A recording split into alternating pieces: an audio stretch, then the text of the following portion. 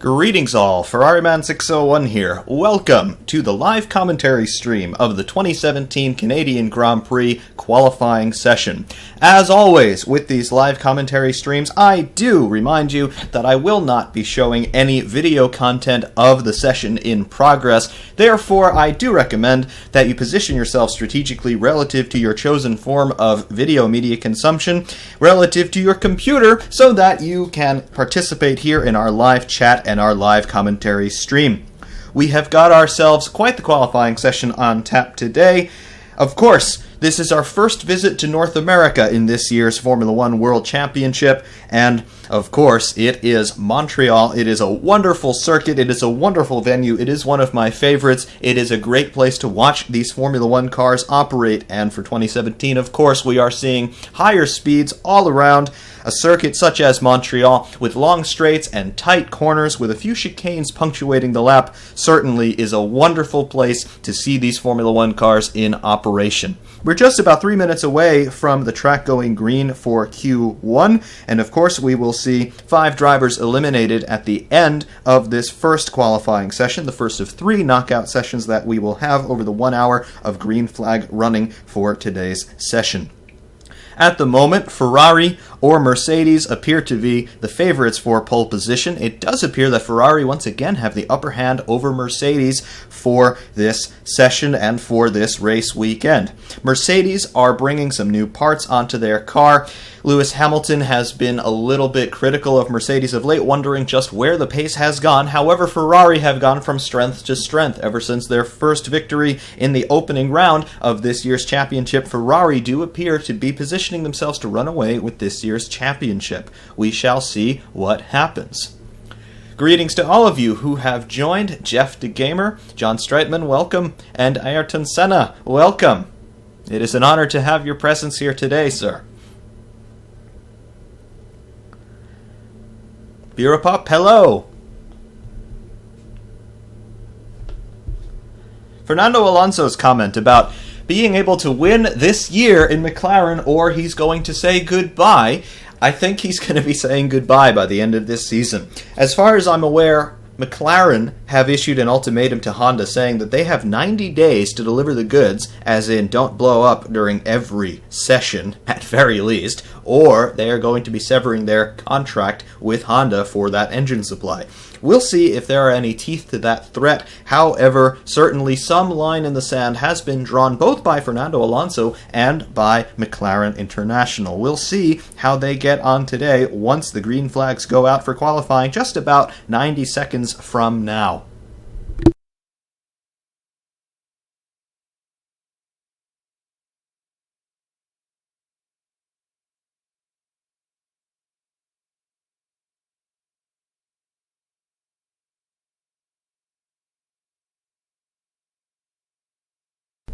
U.S. terrestrial TV coverage still has not caught up with the affairs over in Montreal. However, from the F1 commentary and streaming live timing app, it does appear that the drivers are in the cars at this point, and I would assume that we'll be seeing some cars in the pit lane in mere moments, queuing up there at the red light at pit exit, waiting for the session to go live, which should be happening in just a few seconds from now. Of course, we will see 5 drivers, the slowest 5 drivers eliminated from this Q1 session. That will be followed by 5 more drivers being eliminated at the end of Q2, and then the run for pole will be Q3 with the fastest 10 cars. The green light is on at the pit exit. The session is green. It is go for qualifying from Montreal.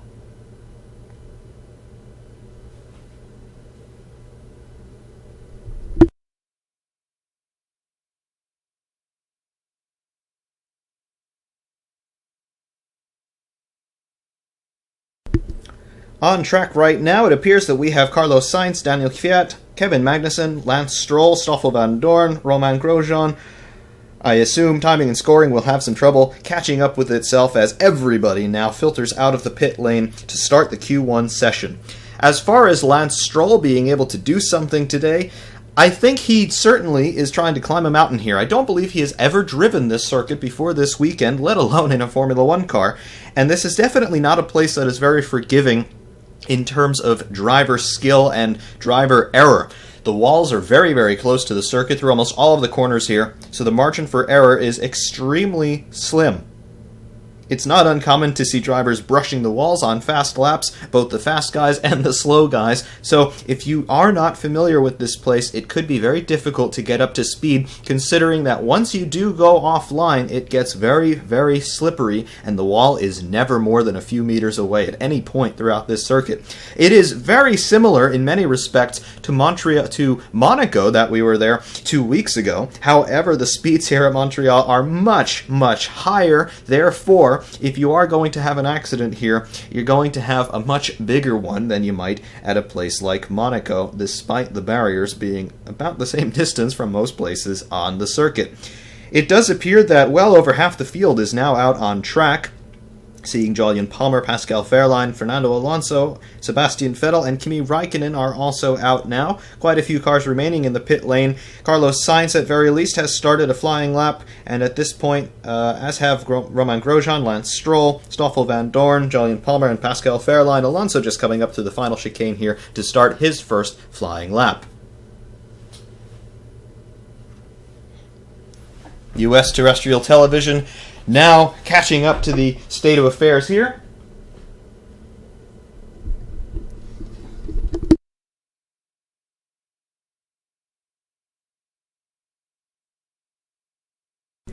Yes, there is certainly quite a resemblance in many ways to the Albert Park circuit in Australia that the Canadian Grand Prix circuit certainly bears. However, I would more so characterize it as a cross between Monaco and Monza. The straight line speeds here are some of the fastest that we'll see all season, certainly not as fast as we might see at Monza or Baku. However, this place certainly, it is a bunch of straights linked by tight chicanes and that single hairpin down at turn 10 or turn 11.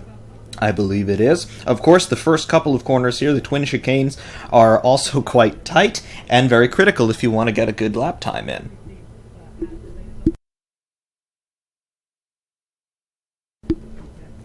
First official lap time posted by Carlos Sainz, a 1:14.785 on the ultra soft tires. Daniel Kvyat is in second place, 2/10 slower than his teammate, also on the ultra soft tires. Romain Grosjean now goes up to P3 on the timing and scoring, 1:15.943, and he's immediately eclipsed by Pascal Wehrlein in the Sauber. Grosjean has been talking a lot about the balance on that Haas this weekend. He is not very happy with it. He had a number of spins in free practices 1 and 2. He is quite frustrated right now.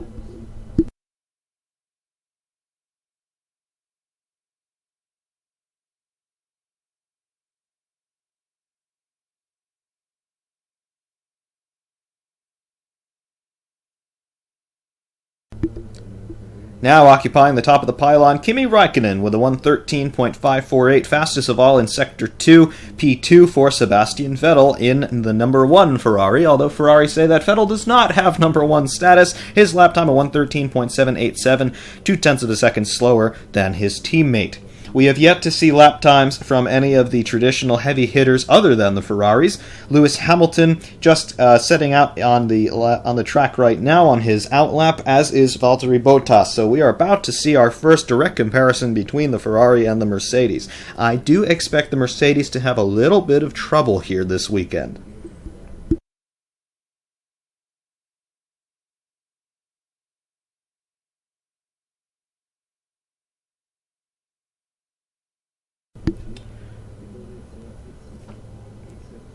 And a brief indication of a yellow in Sector 1 that has been subbed down. Not entirely sure what the issue was there. Waiting to see if we can see anything about that. It does appear to be stubbed down and it's not coming back, so no harm, no foul.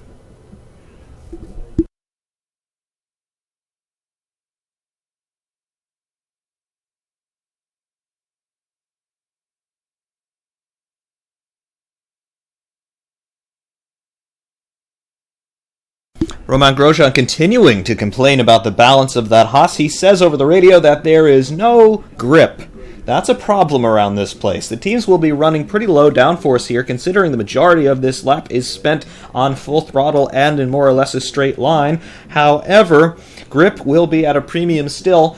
particularly mechanical grip, because most of the corners here are rather low speed, taken in second or third gear, so perhaps Haas having some chassis dynamics issues rather than aero problems. We'll see. Fernando Alonso jumping up to P3 on the pylon on the Ultrasoft tires, 113.974. The Ferraris remain at the top. However, it must be mentioned that the Ferraris have set their fast times on the soft compounds, and everybody else has set their time so far on the Ultrasofts. The Ferraris untouchable for the moment, despite not using the softest available tires. As I speak, Sebastian Vettel now goes up to the top of the pylon, fastest in all three sectors with a 113.046. He is a half a second faster than his teammate at the moment.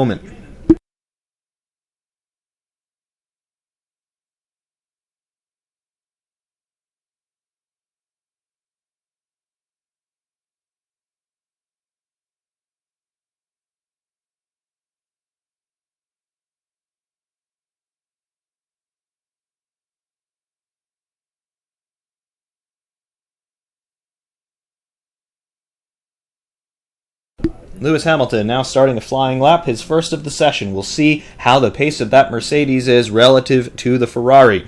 Lewis Hamilton is on the ultra-soft tires, as are the remainder of the field, except for the Ferraris. Hamilton, from the onboard here, appears to have a little bit of trouble getting those tires up to temperature on the outlap, despite them being the softest available. However, through Sector 1, he does go faster than Sebastian Vettel, and he, of course, sets the session best, 20.151 through Sector 1 for Lewis Hamilton.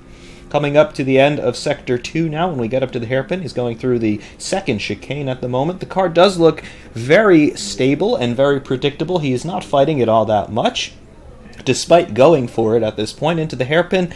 Very solid braking, no lockups to speak of, and great purchase in the tarmac and the traction zone exiting the hairpin. Coming to the intermediate time for Sector 2, what is it for Lewis Hamilton? It is a 23.506. It was briefly the fastest of the session, however, Valtteri Bottas has now gone fastest in Sectors 1 and 2. Through the final chicane, passing the wall of champions, Lewis Hamilton coming to the line. I do expect this to reset pole position time for the moment, and it does not! It absolutely does not. 113.076 for Lewis Hamilton. That is 30 thousandths slower than Sebastian Vettel for the moment, despite Vettel having set his time on the soft compound. Valtteri Bottas now coming up to the final chicane. How does he fare? Will he best his teammate? Bottas currently fastest in sectors 1 and 2, and Bottas goes to the top of the timesheets with a 112.864, fastest in sectors 1 and 2.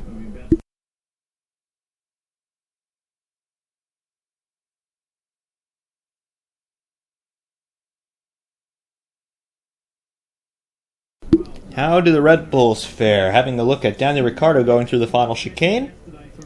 Taking a little bit more tarmac than perhaps he wanted past the wall of champions. Ricciardo crosses the line, 113.543. That is good for P4 at the moment. Max Verstappen now eclipsing that with a 113.177. Again, everybody except for the Ferraris on the ultra-soft tires. That does suggest that Ferrari have a tremendous advantage here on the chassis side, given that they are saving those sets of ultra-softs. We may not see the Ferraris on the ultra-softs until Q3. We'll watch that story.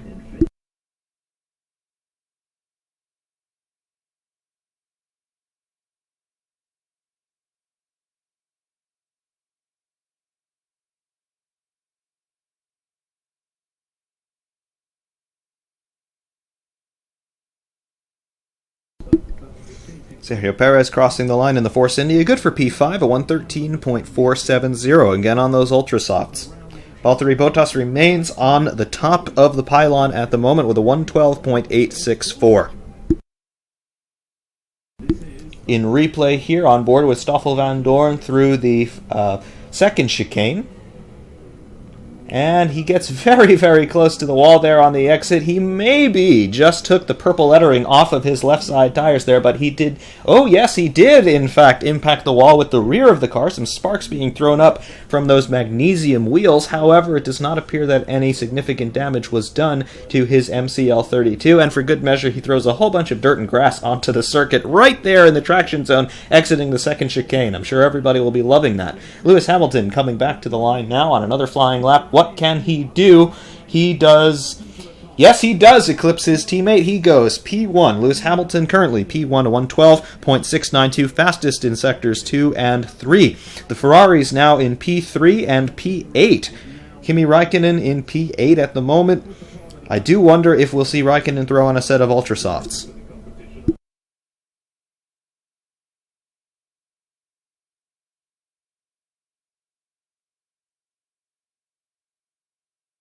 Will Bottas now answer his teammate? Indeed he does. Bottas now back to P1 with a 112.685, fastest in Sector 1, 20.058. On board with Nico Hülkenberg through the last chicane. How close does he get to the wall? Not all that close. What can Hülkenberg do in the Renault? Across the line, a 113.987, only good for P11, potentially in the danger zone here for Nico Hülkenberg. Palmer already off the bubble in P16, 2.1 seconds off of pole position. Palmer's current lap time, a 114.854. One does wonder what Jolyon Palmer's position may well be in the Renault team in the next few races. Making big headlines last week, Robert Kubica made his Formula One comeback, testing a Lotus E21 over in Valencia at Circuito Ricardo Tormo. However, it's unknown what his lap times were. He may well have been faster than Renault test driver Sergei Sirotkin. However, nobody is really publishing those times as far as I have been able to see. Kubica, however, managed to complete 115 laps. They compressed an entire Grand Prix weekend worth of running into a single test session over one day. So that was a lot of running for Robert Kubica, who has not driven a Formula One car for 6 years. Of course, his career came to a very abrupt and premature end due to tremendously ghastly injuries he received in a rally crash in January of 2011 in preseason testing. However, Robert Kubica is now back in a Formula One car, and although it's a long shot, someone must wonder, will Kubica perhaps be running in practice sessions this year? And the long shot of long shots in that is, could he be a replacement for Jolyon Palmer? We don't know.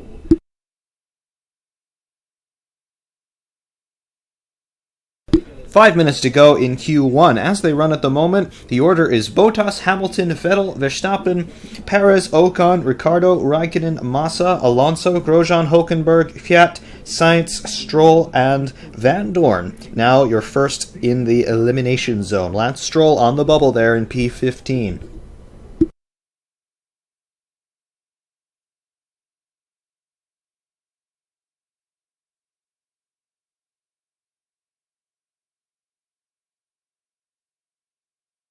Felipe Massa, nice lap, 113.435, good for P5 at the moment. That Williams does have some speed. Lance Stroll, 114.209, sitting there on the bubble in P15. Get with the program, Lance. There's speed in that car.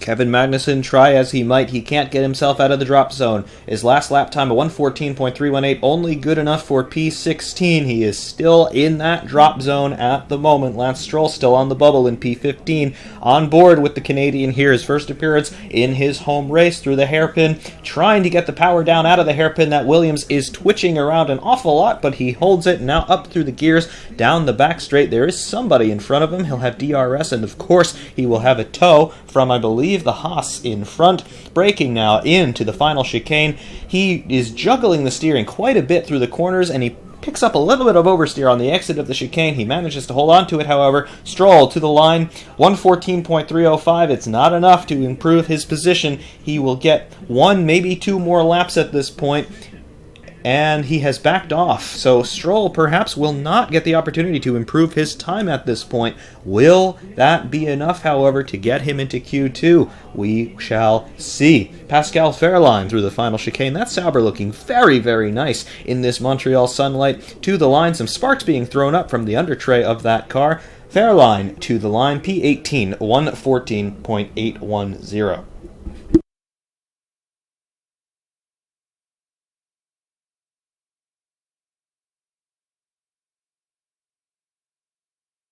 Stoffel Van Dorn to the line, 114.182. That is good for P15. Lance Stroll now in the drop zone, and Stroll was on an in-lap, it appeared. I do not think Lance Stroll will be making it through to Q2. As I speak, Van Dorn now has been bumped by Carlos Sainz, now occupying P15. Fernando Alonso, meanwhile, improves his lap time for P10.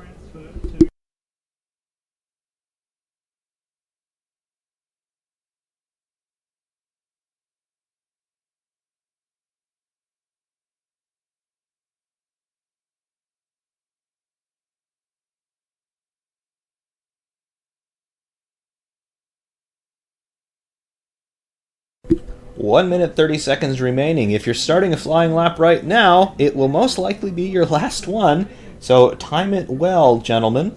At the moment, Valtteri Bottas and Lewis Hamilton, your session leaders on the ultra-soft tires. Sebastian Vettel in P3 on those super softs, and Kimi Raikkonen in P9 on those super soft. Everybody else still running those ultra softs for this first qualifying session. We have a yellow flag now out in Sector 1. It appears we do have a car stopped on timing and scoring. I cannot identify it. It is Pascal Wehrlein is stopped over in the first turn. Yes, Wehrlein, the TV camera is now picking him up. He is indeed stopped. It does appear the engine is still running, but he's having trouble finding a gear. And the rear wing is gone on that Sauber, so somebody or something has impacted that Sauber. It does appear that he got into the outside walls in turn 1. At very least a glancing blow, but it was enough to take the rear wing off of that car. Flying laps will not count at this point. Therefore, the order would appear to be set for Q2. In replay, what happens to Wehrlein? He just gets his right rear on the grass there, braking for turn 1, and it sends the car into a pirouette. Good enough to take the rear wing and probably a good portion of the rear drive assembly off of that Sauber as well. Wehrlein would be done anyway, as he is currently classified P20 and last. Checkered flag waves here in Q1.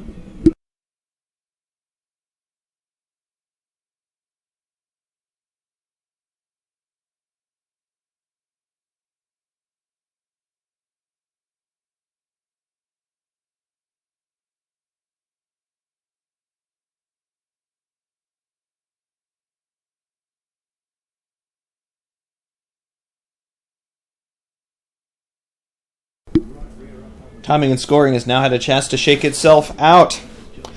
As we stand here in Q1, we have Valtteri Bottas in P1 with a 112.685. P2 for Lewis Hamilton in the other Mercedes with a 112.692, only 0.07 of a second separating the Mercedes men. P3 for Sebastian Vettel with a 113.046. Max Verstappen in P4 with a 113.177. 113.435 in P5 for Felipe Massa in the first of the Williams. P6 for Perez in the Force India, followed by his teammate Esteban Ocon. Good performance so far, once again, by the Force India team. Daniel Ricciardo in P8 for Red Bull with a 113.543, and P9 for Kimi Raikkonen. Again, the Ferraris, the only cars on those super soft tires, 113.548 for the Finn. P10 for Fernando Alonso, once again hoisting that recalcitrant McLaren Honda into Q2, 113.669. He got awfully close to the Wall of Champions. Briefly, we saw that on television in the background. However, he managed to hold on to it and set that lap time for P10, good for Q2. P11 for Romain Grosjean in the Haas, despite the balance issues he's been complaining about, and he manages a Q2 appearance. Daniel Kvyat in the Toro Rosso, P12. P13 for Nico Hülkenberg in the Renault. P14 for Jolyon Palmer in the second Renault. And our final advancee into Q2, Carlos Sainz in the second Toro Rosso, a 114.051. The only car making it into Q2 in the 114s. Eliminated at the end of Q1 are Stoffel Van Dorn, Lance Stroll, Kevin Magnussen, Marcus Ericsson, and Pascal Wehrlein, whose car is currently out of commission regardless.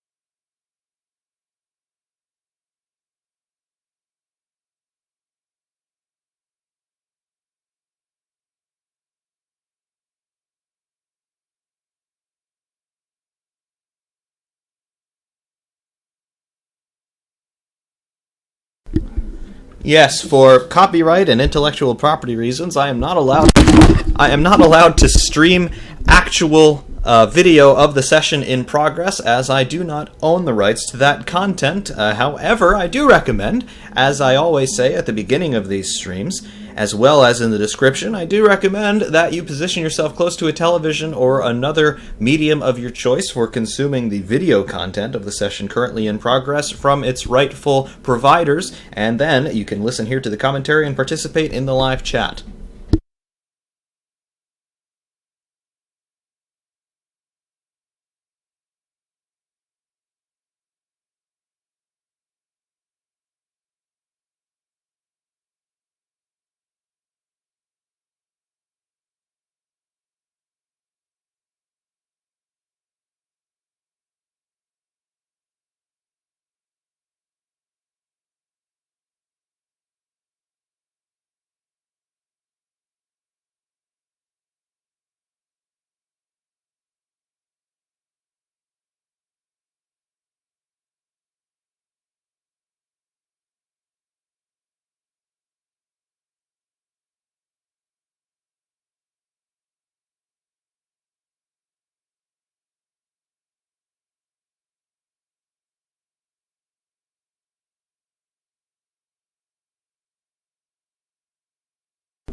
At this point, I definitely think that Ferrari are pulling off quite the display of sandbagging. It's quite evident because Ferrari, the only team who have gone out on the super soft tires and not the ultra softs, everybody else already throwing the ultra softs at this circuit in Q1. However, Ferrari obviously have more speed in the bag. Ferrari being only 0.3 off of the current pole position time on the harder tires, that tells me that they probably have at very least another half a second in the bag over the Mercedes. Remember, the Mercedes setting their time so far on the ultra soft tires, as timing and scoring recycles itself for the start of Q2. Ferrari may well have a second in hand over the Mercedes on ultimate pace. However, we'll see what the Mercedes can do on ultimate pace. Everybody's still sandbagging a little bit, even though we are now in the qualifying session.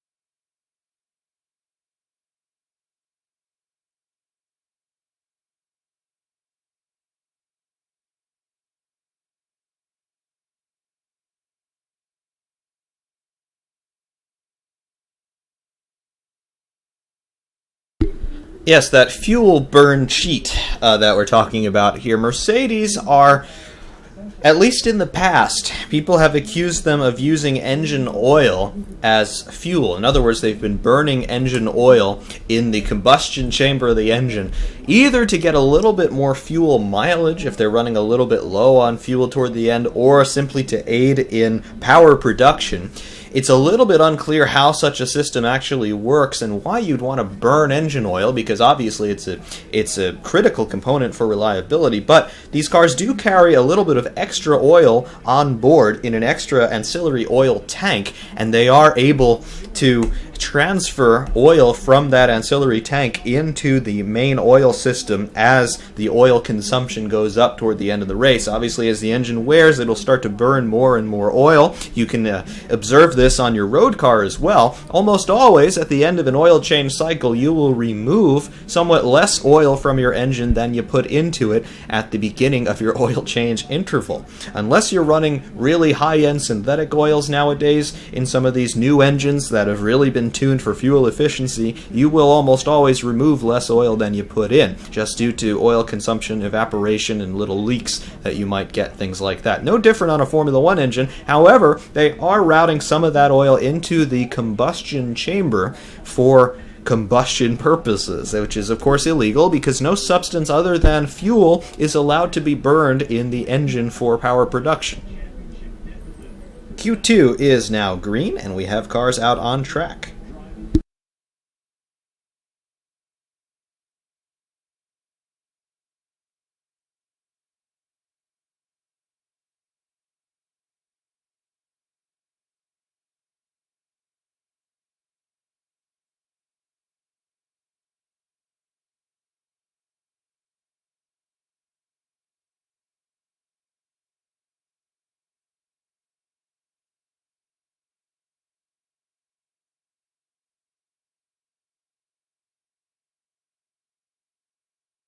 Felipe Massa fans, take a picture. Your man is currently on the top of the pylon, simply because I believe he was the first car out, and now he is not on the top of the pylon anymore. So I hope you managed to take a picture in the 5 seconds that he was there. I think it's just timing and scoring shaking itself out, as Massa was technically the first man to begin a flying lap here in Q2.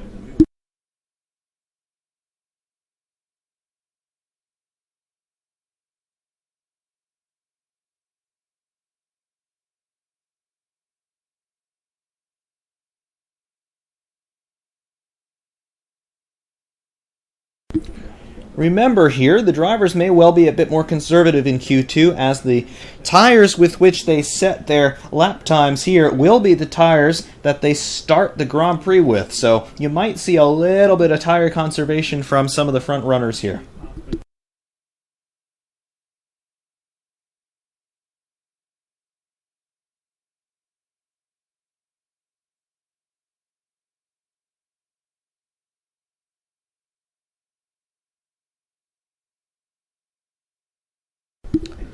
Official lap times now being set by some of the midfield runners. Felipe Massa setting a 1:18.625. That is the slowest lap of the weekend so far in terms of being officially classified. Lewis Hamilton also setting a lap in the 1:18s. Obviously, these are warm-up laps. The drivers just trying to get their tires up to temperature. The midfield runners, however, Daniel Kvyat and Carlos Sainz both running in the 1:13s. Those are competitive times for the midfield, so we'll see how the front runners get on.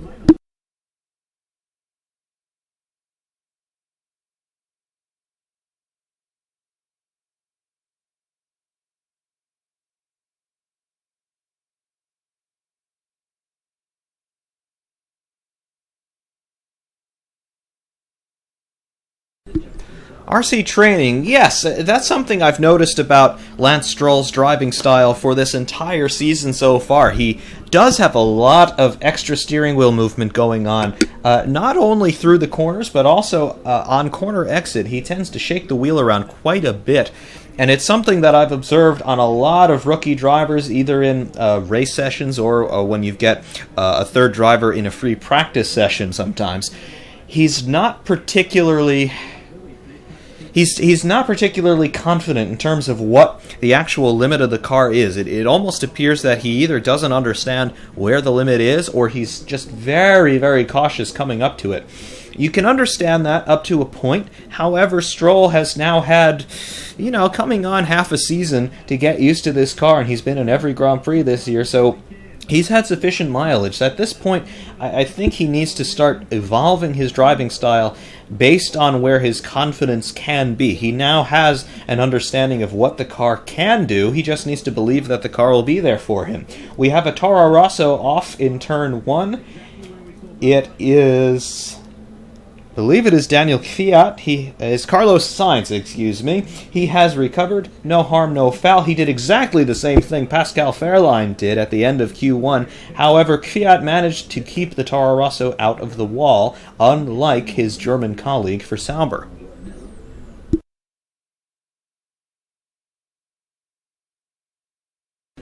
Slow-mo replay, Sebastian Vettel going through the first chicane, drifting that SF70H now on board in real time. What did this look like? Oh yeah, that was quite the save. Nice driving, Seb.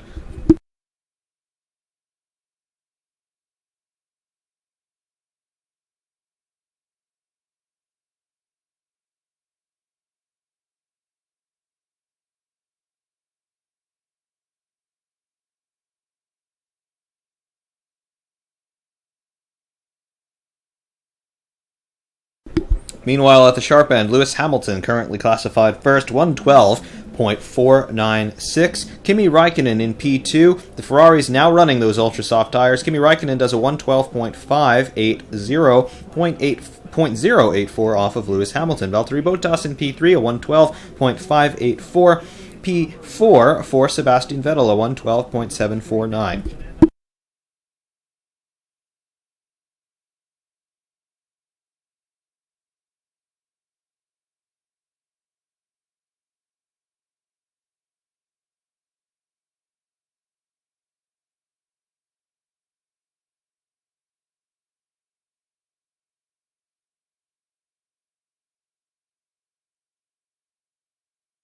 Yes, the pink Force Indias. A lot of people started to chastise them and mock them for painting their car pink.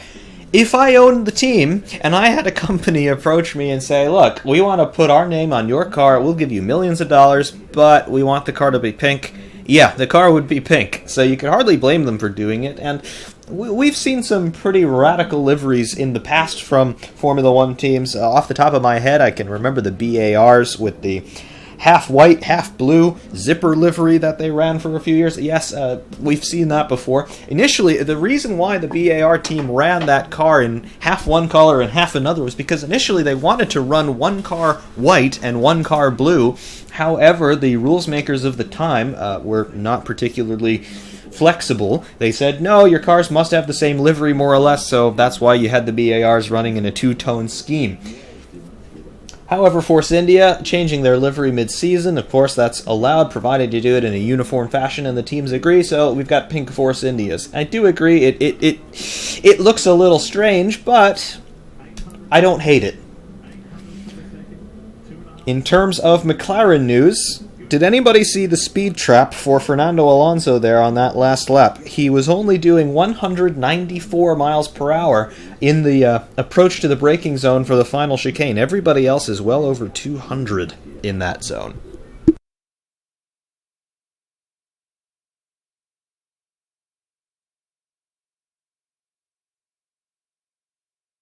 Julian Palmer, once again off the circuit. Seems to have forgotten which way the track goes through turns 1 and 2.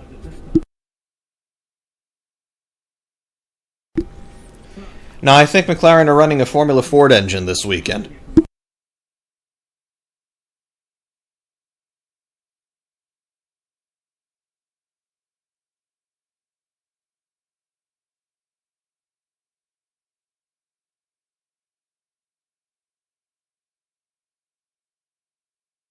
Trixon Dixon, never a bad idea to bet on Lewis Hamilton at Montreal. Of course, he does like this circuit. I believe he has won here 5 times. Don't quote me on that, but he's won here an awful lot, including his first ever Grand Prix victory in 2007.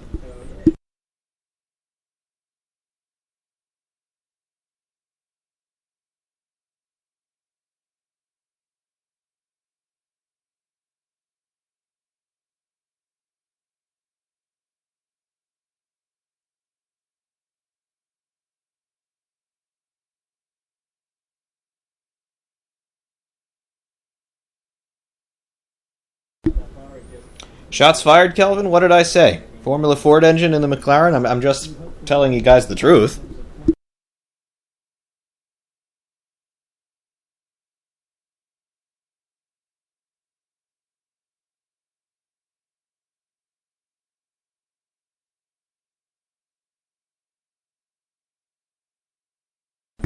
RC training, there's no real official word from anybody on whether or not McLaren will actually ditch Honda at the end of this year, nor is there any word in terms of who would replace Honda at McLaren. Everybody's common sense, including my own, says it would probably be Mercedes, considering the long history of McLaren and Mercedes collaborating, as well as the Mercedes engine being one of the best on the grid, but we haven't heard anything official from anybody with that regard.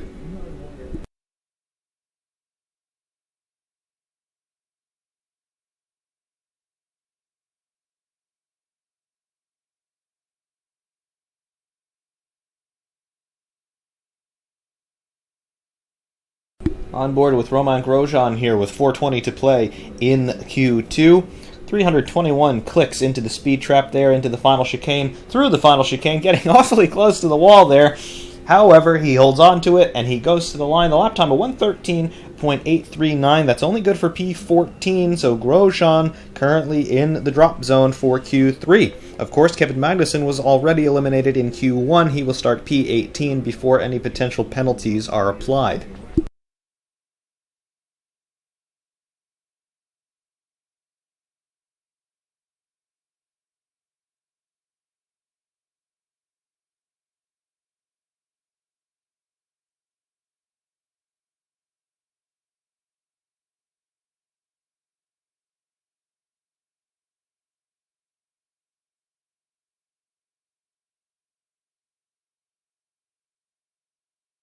I think the ultimate insult to injury to this McLaren-Honda situation would be is if McLaren were to drag their feet a bit, getting rid of Honda for next year, hypothetically, to the point where they miss the registration deadline to change their team name, they could end up in a situation where the team is known as McLaren-Honda, even though they are running somebody else's engine. So, could you imagine the absolutely ridiculous, and it would never happen. This scenario would never happen where you would see a Ferrari engine in the back of a McLaren, but could you imagine the team being called McLaren Honda Ferrari?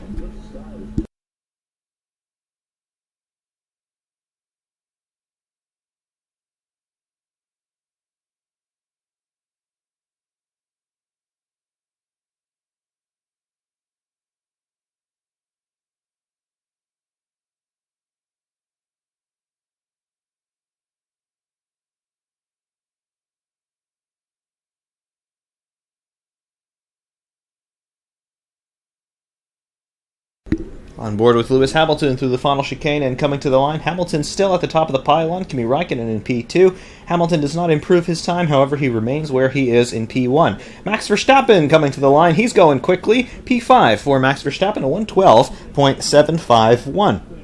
Daniel Ricciardo, his teammate, in P6. He is just about a tenth and a half slower.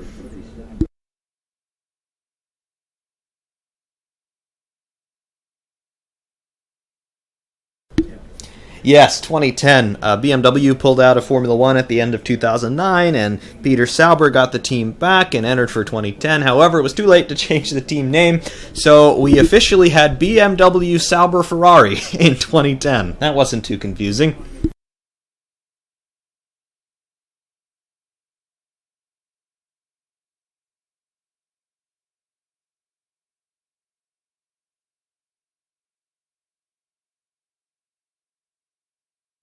Yes, the entire McLaren situation is utterly bizarre, and I would love to understand really what happened with the upper-level management at McLaren, because the first indication that something was wrong was when they started to have that chatter about getting rid of Ron Dennis. And they did get rid of Ron Dennis, and that is just completely unexplainable. Ron Dennis, pretty much solely responsible for all of the world championships that McLaren have won in the last 30 years. He was responsible for signing Alain Prost, Ayrton Senna, Mika Häkkinen, all of whom won world championships for McLaren. So the idea of getting rid of Ron Dennis was completely backward, but they did that. They got rid of the Mercedes engine, which was another ridiculous idea. And starting really in 2013, McLaren lost, obviously they lost Lewis Hamilton, but they just could not be competitive at all in 2013. And then, of course, 2014, they really started to go backward with their chassis design, albeit still with the Mercedes engine at that point. Honda, I don't understand the idea to go with Honda here as the checkered flag comes out for Q2. I think the Honda engine deal was signed merely for the sake of nostalgia, trying to rekindle the 80s and early 90s. Of course, the McLaren-Honda partnership back then being wildly successful with Alain Prost and Ayrton Senna. But I don't understand. And in terms of the chassis design, they've been nowhere since 2012, at very least, the last time that they won a race. So I just do not understand it. Meanwhile, we have problems for Daniel Kvyat. The right rear on that car looks a bit askew. However, it does not appear he has a puncture. He recovers to the pit lane, and I would say that he probably hit the wall someplace.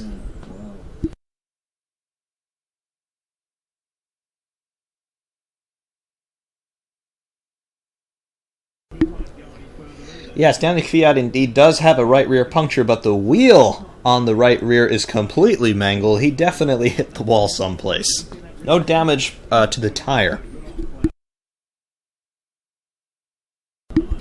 In replay, Daniel Kvyat, yes, coming out of the second chicane, or the third chicane rather, turn 9, yes, he definitely did clip the wall there with the right rear, and that mangled the wheel on that Toro Rosso.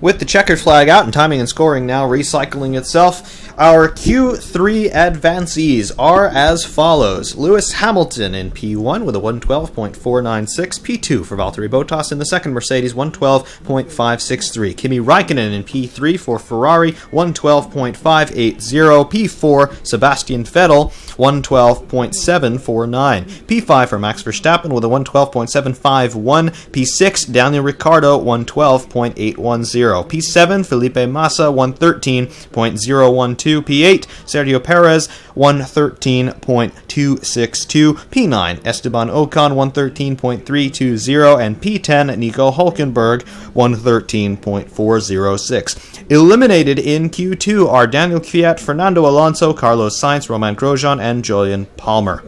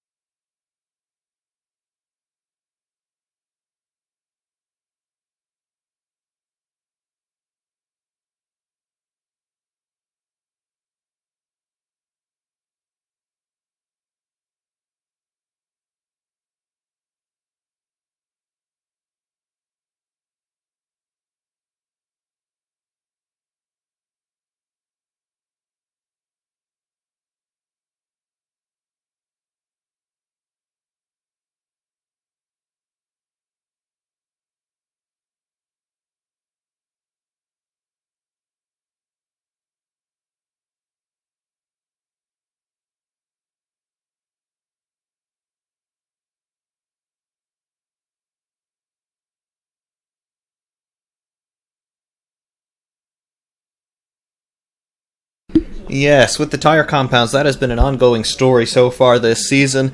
Pirelli went conservative, and they admit that they went conservative because nobody was really sure what these cars were going to do to the tires. Such are the levels of downforce this year with the increased aero loading, thanks to the bigger wings and bigger diffusers. For next year, I think we're going to see some more variation in the tire compounds in terms of their durability and the ultimate level of grip that they can generate. But yes, right now, with the Ultrasofts being able to last for half of a race distance, if not more at some circuits, that's a bit of a problem, and it essentially turns tire strategy into a procedural affair.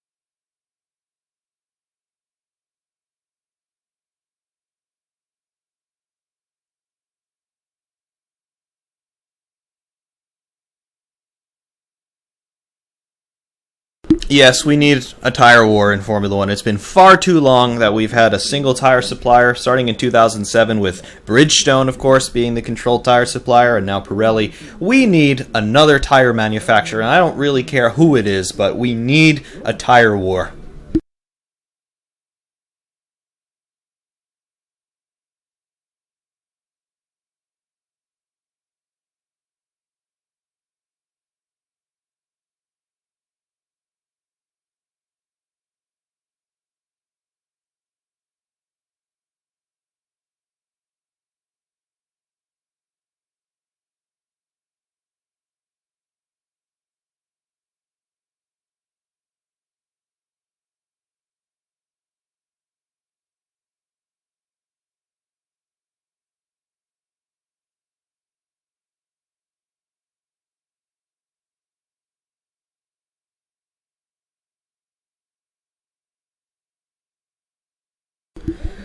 Yes, really, the advantages to another tire supplier would be freedom and innovation, because this is Formula One. This is the top level of international motorsport, and it's a great marketing opportunity, and it's a great R&D opportunity as well.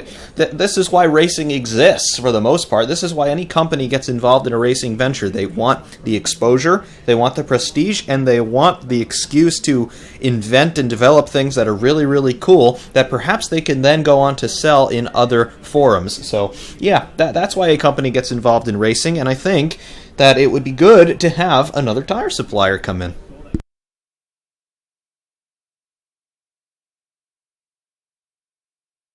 Track has now gone green for Q3. Our final 12-minute session here to decide pole position is underway. Ferrari and Mercedes now out on track. Everybody running on the ultra-soft tires, of course. This is the shootout for pole position.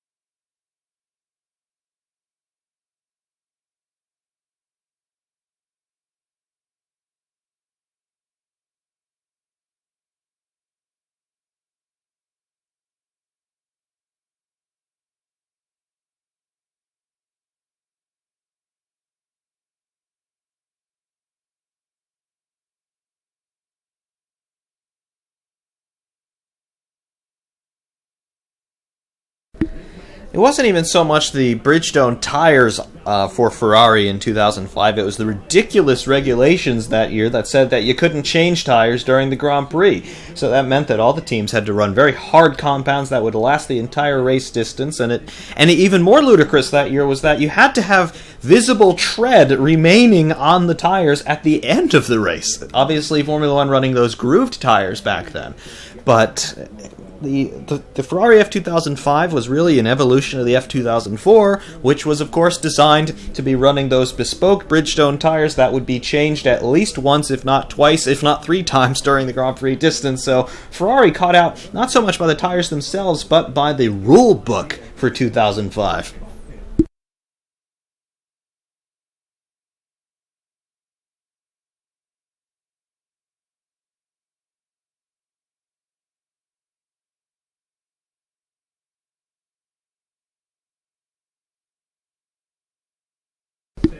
Sebastian Vettel to the top of the timesheets with a 112.423, and he is immediately eclipsed to the tune of 0.6 of a second by Lewis Hamilton, setting a 111.791, fastest lap of the weekend so far. Kimi Räikkönen briefly in P2 with a 112.341, Valtteri Bottas now occupying P2 with a 112.177. Lewis Hamilton fastest in all three sectors.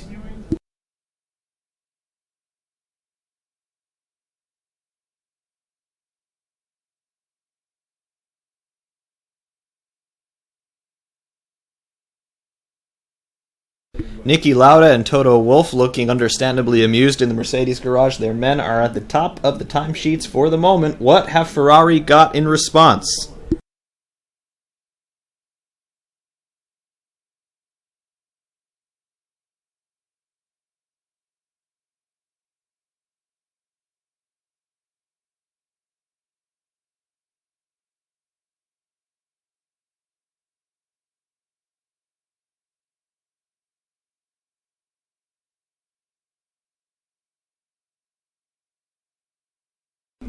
Sebastian Vettel torturing that left front tire through the hairpin. A little bit of a flat spot on it, shouldn't be too much of a problem. Having a look at the Red Bulls, Daniel Ricciardo now coming through the end of Sector 1. Ricciardo currently classified P10, 9.2 seconds off the pace. He's not set a proper lap time yet. Looking through Sector 1, Daniel Ricciardo is down by 0.6 of a second from Lewis Hamilton's pole position time.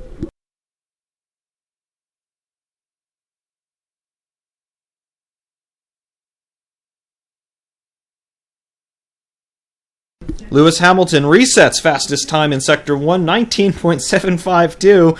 Hamilton may well be on the pole lap right now. We shall see.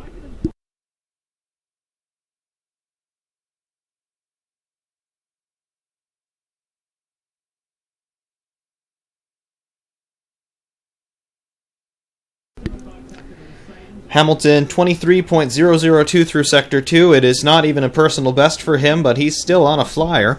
We'll follow him. He's coming through Sector 3 through the hairpin at the moment. 7 minutes to play here in Q3.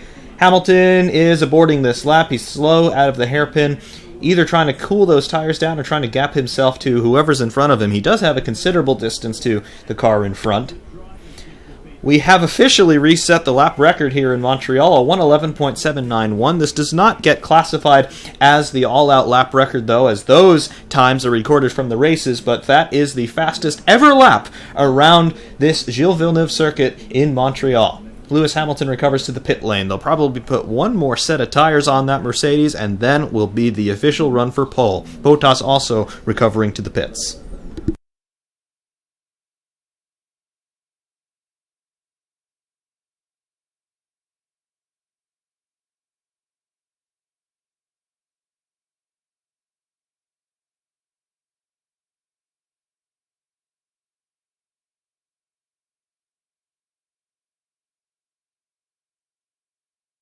Max Verstappen to the line. What can the Dutchman do? A 1:12.542. He remains in P5 at the moment. Sebastian Vettel coming out of the pits now on a new set of Ultrasofts.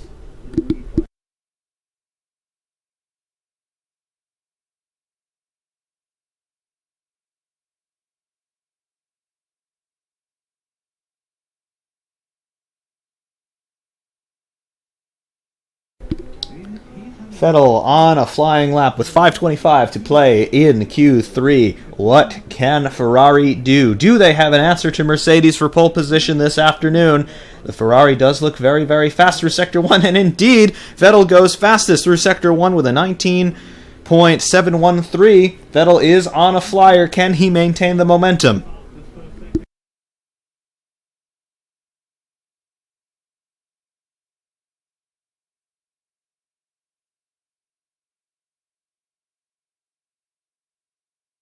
Vettel to the hairpin. He's down in Sector 2 relative to Hamilton. However, the hairpin does look clean, and he is getting good traction on the exit, stealing those curves there on the outside of the circuit, exiting the hairpin. Not too many drivers are doing that this weekend, but Vettel is absolutely on it. Will he get an advantage through Sector 3? Speed traps, 200.5 miles per hour, 322.7 clicks for Sebastian Vettel through the final corner. Now to the line, DRS open, probably on the Kurz boost. Vettel to the line, 1:11.795. He is 0.04 of a second off of Hamilton's time at the moment. Hamilton, 1:11.791. Vettel, 1:11.795. 0.04 of a second. That is about 40 times faster than you can blink your eye. Ridiculously close margins here at the sharp end of the grid. Vettel has backed off on this lap. I wonder if he'll jump into the pits and throw one more set of tires on it, or if that's it. We will see. Hamilton still sitting in the garage. We'll probably see him go out one more time with 3 minutes 30 seconds to play.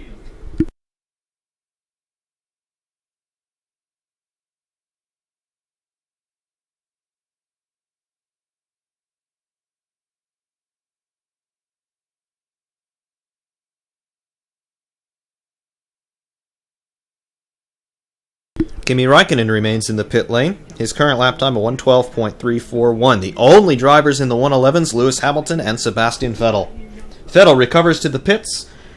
I assume they'll throw one more set of tires on that Ferrari and then give it the beans.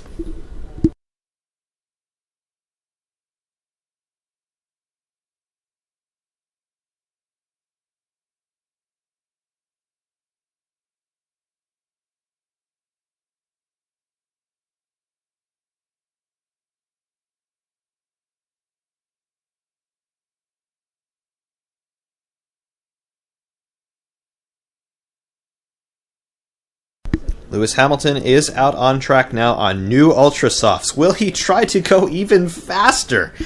Can he go even faster? We'll see. What sort of oil burn magic do Mercedes have this weekend?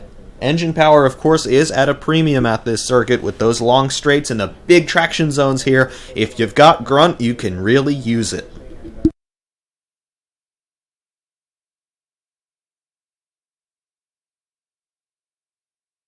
Kimi Räikkönen also out on track.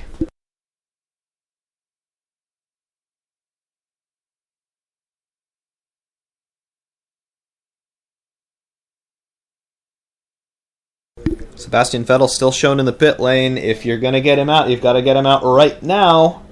Got 1:45 to play in the session. Hamilton is now starting a hot lap. Will we see Vettel back out on track? They're running out of time if they want to do it. They are essentially out of time if they want to do it. Yes, Vettel is out on track. He's just trip timing and scoring through Sector 3. So Vettel and Hamilton and Räikkönen and Bottas all out there. It is on with 90 seconds to go.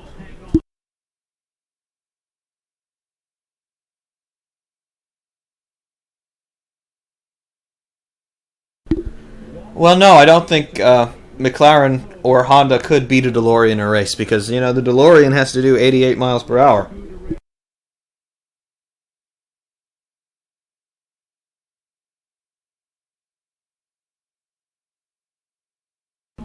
Hamilton, fastest in sectors 1 and 2. 19.6 in sector 1, 22.9 in sector 2.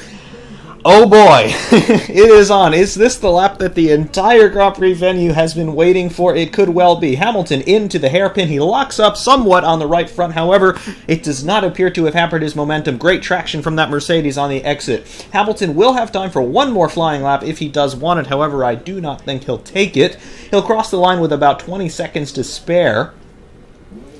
Coming down to the final chicane for Lewis Hamilton. What is this time? You know it's going to be spectacular. Coming down the start-finish straight, Lewis Hamilton using all of the road, keeping the car in a laser straight line. 111.459 for Lewis Hamilton, 0.3 faster than his previous time. New lap record once again here at Montreal. Bottas to the line, 112.339, 0.8 off of his teammate. Bottas remains P3. Kimi Räikkönen coming to the line. He does not appear to have the same sort of momentum as the Mercedes. 112.252 for P4. Kimi Räikkönen is done. Checkered flag for Räikkönen, first car across the checkers. Where is Sebastian Vettel? Vettel is coming through the third chicane now. He's stolen all of the road over the yellow curbing there for Sebastian Vettel. Coming through the second sector, he is down by 0.4 in sector 2 and a big lockup into the hairpin. I don't think Sebastian Vettel has an answer this afternoon for Lewis Hamilton. However, he is still on it, giving it all he's got. I don't think Ferrari are going to be able to do anything here. Meanwhile, Esteban Ocon crosses the line for P9. Sebastian Vettel coming up to the last chicane and the Wall of Champions. Vettel stealing all of the curb through the chicane to the checkered flag. What does Sebastian Vettel have as an answer? It is a 111.789, 0.3 off of Lewis Hamilton's pole position time. Lewis Hamilton, pole position for the 2017 Canadian Grand Prix, 111.459, new lap record at Montreal. 65 pole positions now for Lewis Hamilton. He equals Ayrton Senna's record of career pole positions.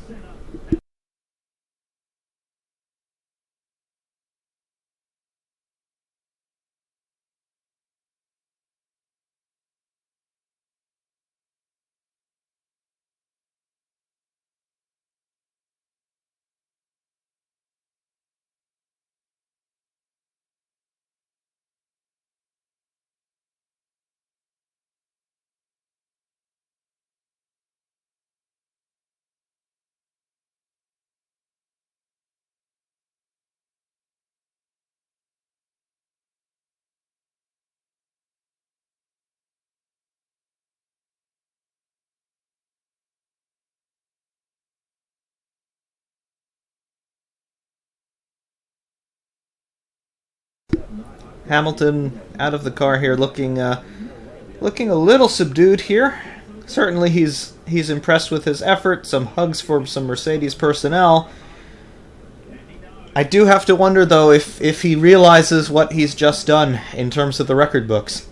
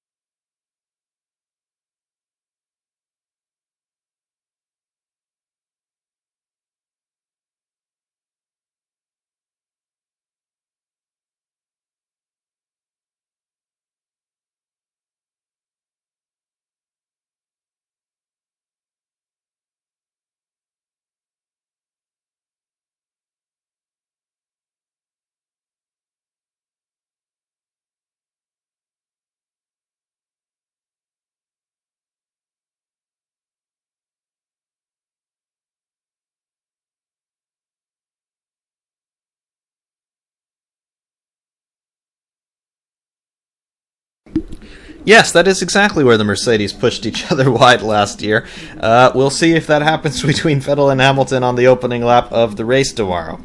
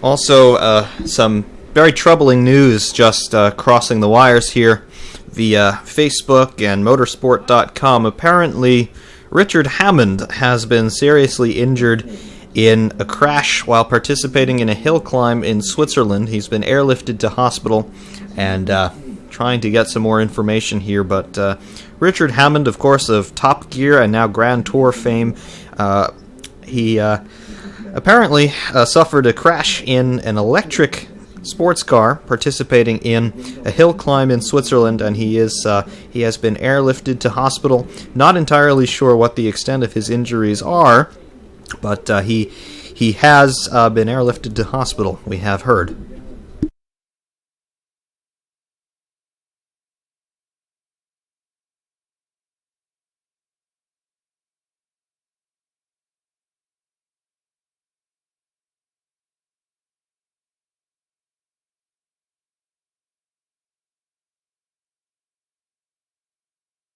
There's only one picture available, and the car is upside down and suitably mangled. However, they did get him out, and he has been taken to hospital.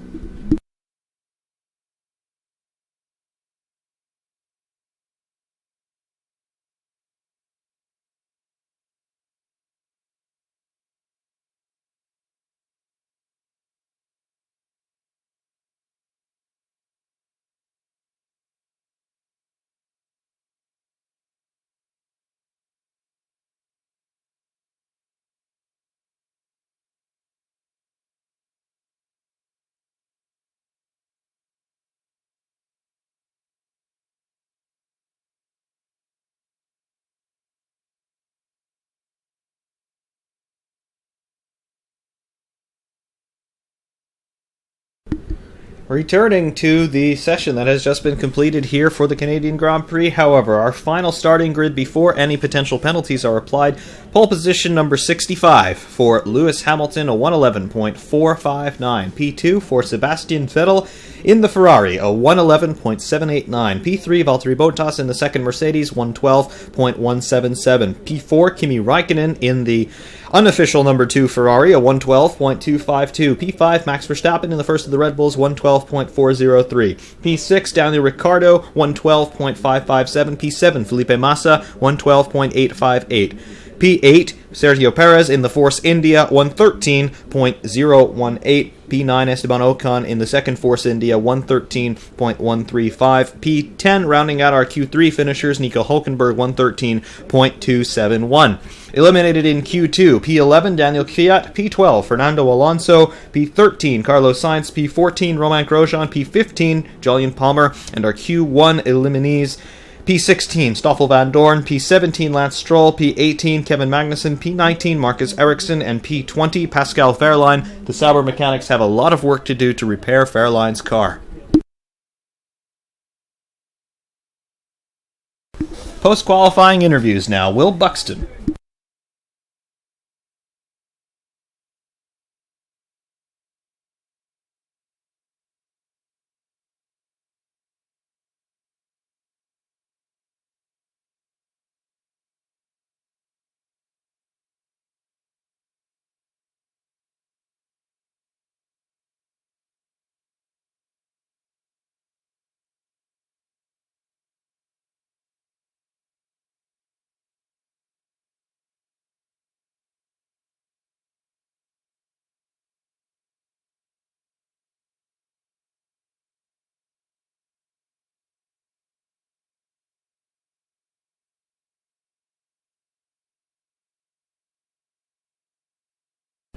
Lewis Hamilton describing his qualifying effort as a sexy lap.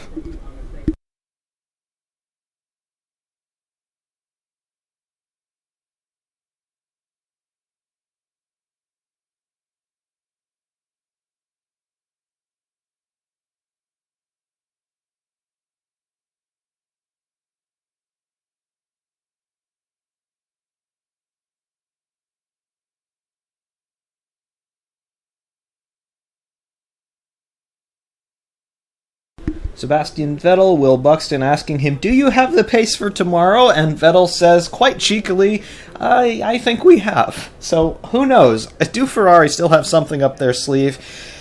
We'll see. Watching the races so far this year, it does appear that the Ferrari is the better race car, even when Mercedes are quicker on Saturday. I'm thinking of Australia in particular, so let's see if that transpires again.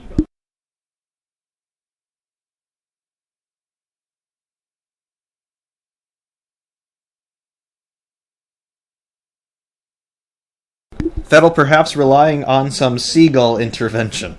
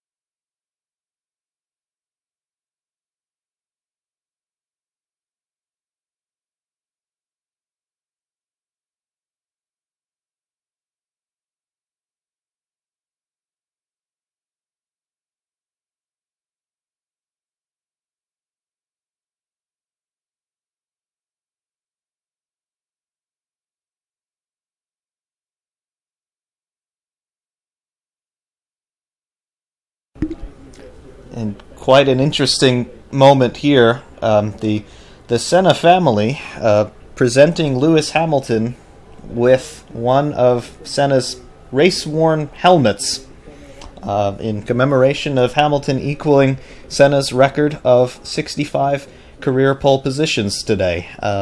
Quite unexpected, and something that I think is quite poignant. Hamilton does not appear to be taking it lightly, and rightly so.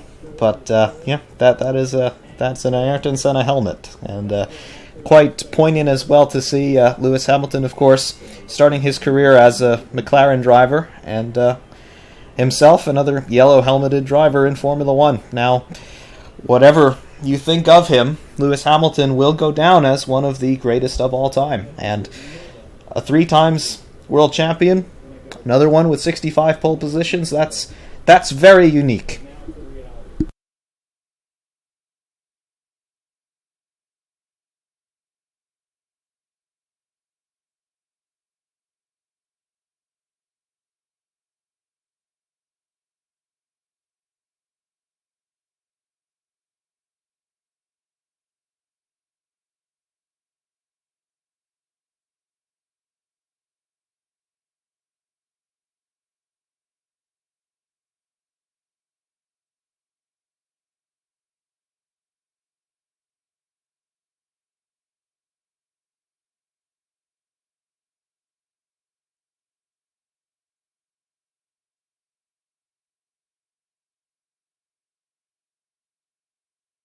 Hamilton climbing the pit wall across the start-finish straight with Senna's helmet aloft.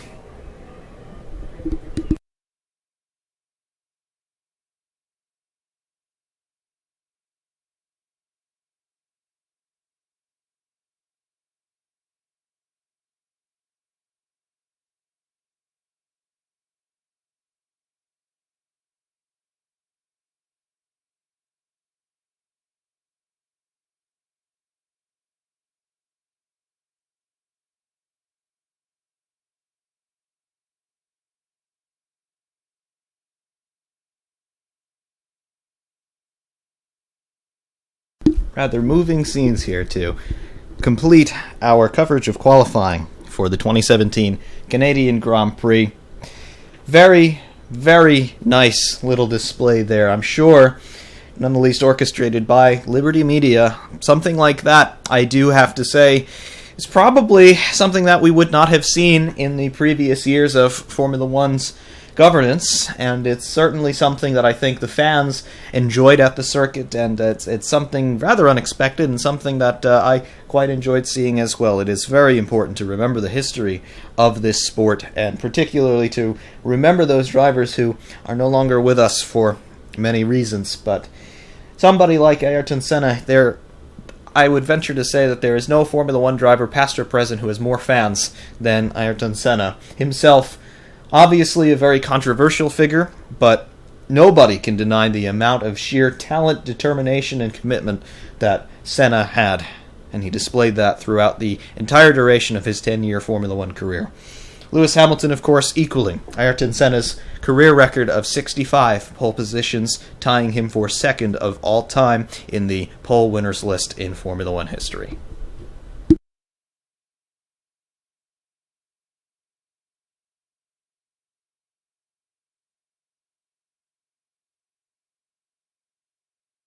To all of you, however, I say thank you very much for joining me for our live commentary stream of qualifying for the 2017 Canadian Grand Prix. We will be back tomorrow for race coverage. I do hope to see all of you there. Until next time, though, Ferrariman601 saying thank you very much for joining me today, and we will see you soon.